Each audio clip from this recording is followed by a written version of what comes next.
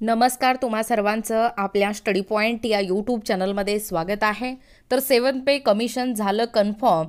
जानेवारी 2025मध्ये इतका वाढणार केंद्रीय कर्मचाऱ्यांचा महागाई भत्ता। याबद्दल संपूर्ण सविस्तर अशी माहिती या व्हिडिओच्या माध्यमातून आपण पाहणार आहोत। तत्पूर्वी तुम्ही जर आपल्या स्टडी पॉइंट या यूट्यूब चॅनलवरती जर नवीन असाल तर आपल्या या चॅनलला लगेचच लाईक आणि सबस्क्राइब करायला विसरू नका।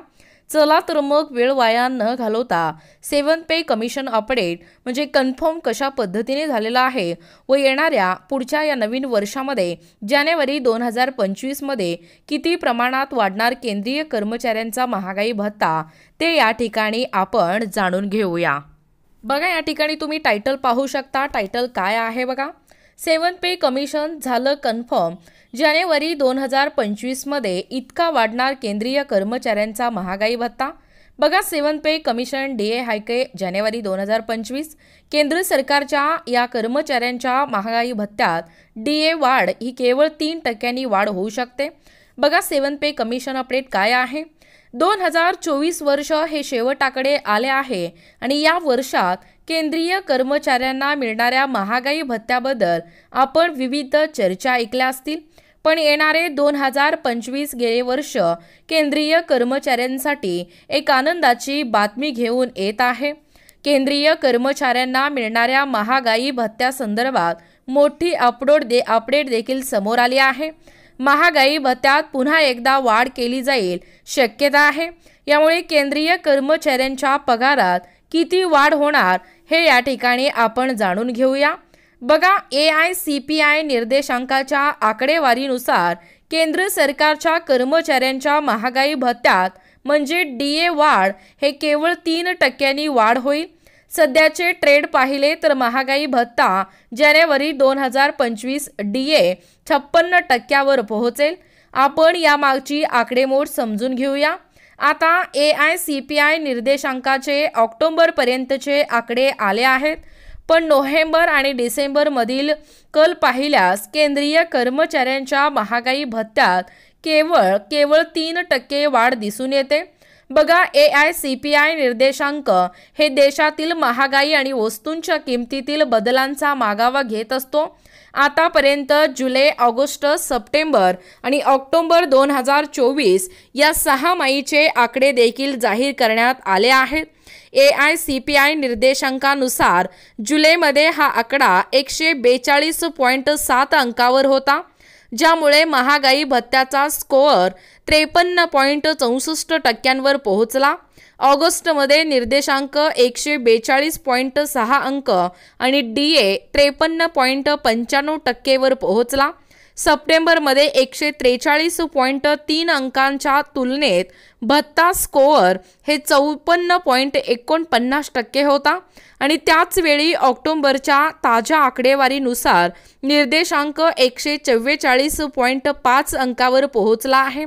महागाई भत्ता हे 55.05% वर पोहोचला आहे आणि सध्याचा महागाई भत्ता दर हे 53% आहे, जो जुलै 2024 पासून लागू आहे।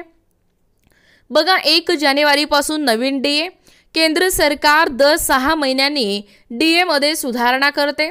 जुलै 2024 मध्ये 3% वाढ झाल्यानंतर आता जानेवारी 2025 मध्ये 3% केली जाण्याची शक्यता आहे। 1 कोटीहून अधिक कर्मचारी आणि पेन्शनधारकांना याचा फायदा होणार आहे। केंद्रीय कर्मचाऱ्यांसाठी नवीन महागाई भत्ता ही जानेवारी 2025 पासून लागू होईल। असे असताना मार्च 2025 मध्ये त्याची घोषणा होणे अपेक्षित आहे। सर्वसाधारणपणे सरकारकडून मार्चमध्ये होळीच्या आसपास याची घोषणा या ठिकाणी केली जाते। बघा, नोव्हेंबर डिसेंबरचा ट्रेंड काय।